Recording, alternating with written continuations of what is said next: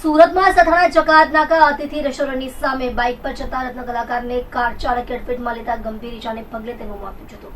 યુવક સથાણા ખાતે આવેલા નિર્મળ નગરમાં મંડળના પૈસા ભરવા માટે જતા હતા ત્યારે રસ્તામાં અકસ્માત બન્યો હતો. સમગ્ર ઘટના સીસીટીવી કેમેરામાં કેદ થઈ જવા પામી છે. સથાણા પોલીસ દ્વારા હિટ એન્ડ રનનો ગુનો નોંધી કાર ચાલકની શોધખોળ હાથ ધરી છે. મૂળ અમરેલી જિલ્લાના સાવરકુંડલાના વતની અને હાલ સથાણા યોગી ચોક ખાતે આવેલ યોગીધારા સોસાયટીમાં 39 વર્ષીય રાજેશ બાવચંદભાઈ ઉકાણી પરિવાર સાથે રહેતા હતા અને હીરાના કારખાનામાં રત્ન કલાકાર તરીકે નોકરી કરી પત્ની, એક પુત્ર તેમજ એક પુત્રી સહિતના પરિવારનું ભરણ પોષણ કરતા હતા. ગઈકાલે સાંજે રાજેશભાઈ બાઇક પર સથાણા વિસ્તારમાં આવેલ નિર્મળ નગરમાં મંડળના પૈસા ભરવા માટે નીકળ્યા હતા. દરમિયાન સથાણા ચકાતનાકા અતિથિ રેસ્ટોરન્ટની સામે બાઇક પર પસાર થઈ રહ્યા હતા ત્યારે ફોર વ્હીલ ચાલકે તેઓની અડફેટમાં લેતા ગંભીર ઇજા પહોંચી હતી, જેથી તેમને સારવાર માટે ખાનગી હોસ્પિટલમાં ખસેડવામાં આવ્યા હતા. જ્યાં ફરજ પરના તબીબે જોઈ તપાસે તેમને મૃત જાહેર કર્યા હતા.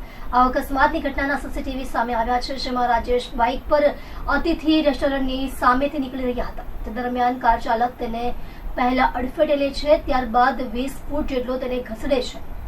આ દરમિયાન રાજેશ કારની નીચે આવી ગયો હોય છે અને તેને કચડીને કાર ચાલક ફરાર થઈ જાય છે.